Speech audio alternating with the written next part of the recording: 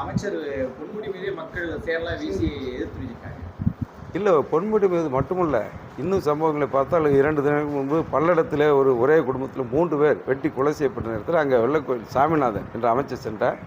சட்டம் ஒழுங்கு எந்த லட்சணத்தில் இருக்கின்றது? இந்த அரசின் மீது வன்முறையாளர்களுக்கு பயமில்லை, கொலையாளிகளுக்கு பயமில்லை, வன்முறை சம்பவங்களில் ஈடுபடுவர்களுக்கு, சட்டத்தை மீறுவர்களுக்கு பயமில்லாமல் இருக்கின்ற காரணத்தினால் எங்கள் குடும்பத்தில் 3 பேரிலிருந்து நாங்கள் நிற்கதியாக இருக்கின்றோம் என்று சொல்லி அமைச்சரை கேள்வி கேட்டு அமைச்சர் பதில் சொல்ல முடியாமல் இந்த சம்பவத்தை பார்ப்போம். இன்றைக்கு விழுப்புரம் மாவட்டத்தில் மாண்புமிகு அமைச்சர் பொன்முடி அவர்களை இன்றைக்கு மக்கள் கெரவு செய்து மக்கள் பதில் சொல்ல முடியாமல் இந்த அரசின் மெத்தன போக்கால் தான் ஏன் மக்கள் கொதிப்படுகின்றார்கள், கோவப்படுகின்றார்கள் ஆட்சியின் மீது, அதிகாரத்தின் மீது, அமைச்சர்கள் மீது என்று சொன்னால், இந்த அரசு சரியான நடவடிக்கை எடுத்திருந்தால் அந்த கோபம் அவர்கள் மீது செல்லாது. இந்த அரசின் மெத்தன போக்கால் தான் நாங்கள் பாதிக்கப்பட்டிருக்கின்றோம் என்ற உணர்வோடு தான் அந்த உணர்வை அவர்கள் வெளிப்படுத்துகின்றார்கள். இங்கே மட்டுமல்ல, பொறுப்பு அமைச்சர்களாக செல்கின்ற எம்ஆர்கே பன்னீர்செல்வம் போன்றவர்களெல்லாம் அங்கே கடலூர் மாவட்டத்தில் மட்டுமல்ல, அங்கே கிருஷ்ணகிரி மாவட்டம் போன்ற இடங்களில் அவர்கள் விரட்டி அடிக்கப்படுகிறார்கள். இந்த கோபம் தான் நாங்கள் முதலில் சொன்னதைப் போல இப்படிப்பட்ட நிகழ்வுனால் இந்த கோபம் இன்றைக்கு அரசின் மீது, ஆட்சியாளர் மீது திரும்பி இருக்கின்றது.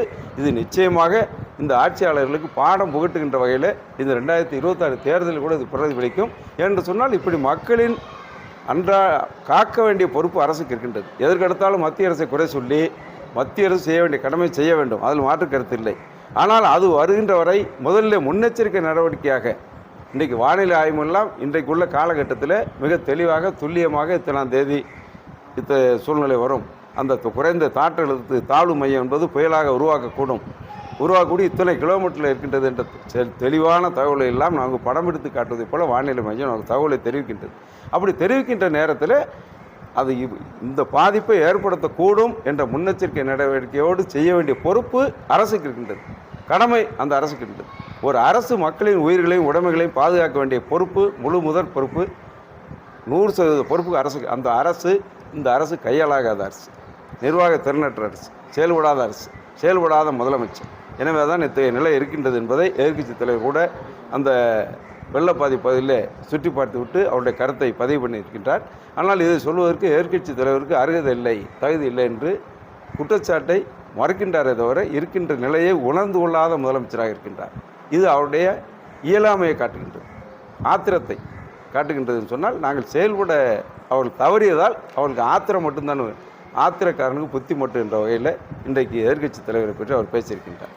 அதாவது வட மாவட்டங்கள் பெய்த கனமழையை குறித்து எதிர்க்கட்சி தலைவர் தன்னுடைய கருத்தை பதிவு செய்திருக்கு. இன்றைக்கு சேகர் பாபு ஒரு கருத்து பதிவு செஞ்சிருக்கார். அதாவது மக்கள் மகிழ்ச்சியாக தான் இருக்காங்க, எதிர்க்கட்சி தலைவர் வீண் விமர்சனங்கள் பண்ணிட்டு இருக்காங்கன்னு சொல்லி ஒரு கருத்து பதிவு செய்வதை பற்றி ஒரு பாருங்கள். மக்கள் மகிழ்ச்சியாக இருந்தால் ஏன் அங்கே விழுப்புரத்தில் பார்க்க கலவர பகுதியில் பார்க்க சென்ற அமைச்சர் பொன்முடி ஏன் விரட்டப்படுகிறார்?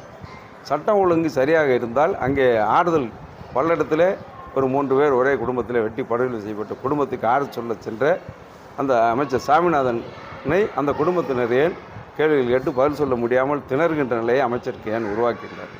இதற்கெல்லாம் அமைச்சர் சேகர் பாபு பதில் சொல்லலாம். இதையும் தாண்டி இன்றைக்கு உச்சநீதிமன்றம் ஜாமீன் தான் கொடுக்கப்பட்டிருக்கின்றது. இன்னும் பல்வேறு வழக்குகள் நிலுவையில் உள்ள நேரத்தில் ஜாமீன் கொடுத்த மறுநாளே அமைச்சர் செந்தில் பாலாஜிக்கு நீங்கள் எப்படி அமைச்சர் பதவி அளித்தீர்கள், எப்படி அமைச்சராக பதவி பிரமாணம் எடுத்துக்கொண்டார்?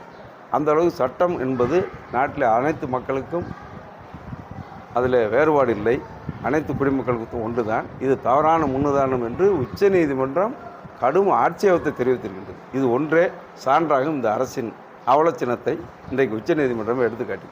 திராவிட சித்தாந்தத்தை நடிகர் விஜய் பின்பற்றி வருகிறார் அப்படின்னு சொல்லி அண்ணாமலை தன்னுடைய கருத்தை பதிவு. இதை பற்றி அவங்க பார்வையில் இது விஜய் ஒரு அரசியல் கட்சி ஆரம்பிச்சிருக்காரு, அவர் கருத்தை சொல்கிறார். அது திராவிட சித்தாந்தமாக எடுத்துக்கிட்டாலும் அது அவருடைய கொள்கையை சொல்லுகின்றார். திராவிட சித்தாந்தம் நாங்களும் ஏற்கனவே திராவிட சித்தாந்தத்தை பேரறிஞர் அண்ணா அவர்கள், தந்தை பெரியார் அவர்கள் சுயமரியாதை இயக்கமாக துவங்கினார்.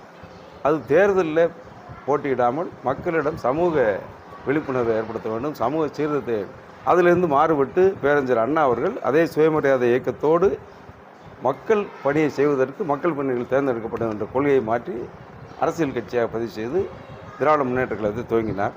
அதே வழியில் தான் புரட்சித் தலைவர் எம்ஜிஆர் அவர்களும் திராவிட இயக்கத்தின் பரிணாம வளர்ச்சியாக தான் அனைத்து அண்ணா திராவிட முன்னேற்ற கழகம் தோற்றுவிக்கப்பட்டது. இங்கே தமிழகத்தை பொறுத்தவரையிலே நடிகர் விஜயாக இருந்தாலும் சரி, யாராக இருந்தாலும் சரி, தேசிய கட்சியில் இங்கே ஏன் வேரூன்றவில்லை என்று சொன்னால் இதே பதில் அண்ணாமலைக்கு பொருந்தும். இங்கே திராவிட சித்தாந்தத்தை பேசாமல் யாரும் அரசியல் செய்ய முடியாது.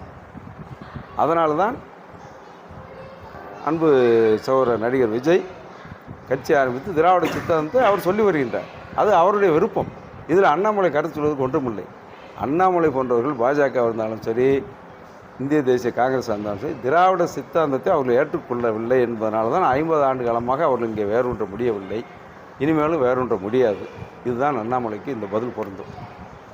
பாதகம் செய்பவரை கண்டால் நாம் பயங்கொள்ளலாகாது பாப்பா, மோதி மிதித்து விடு பாப்பா, அவர் முகத்தில் உமிழ்ந்து விடு பாப்பா.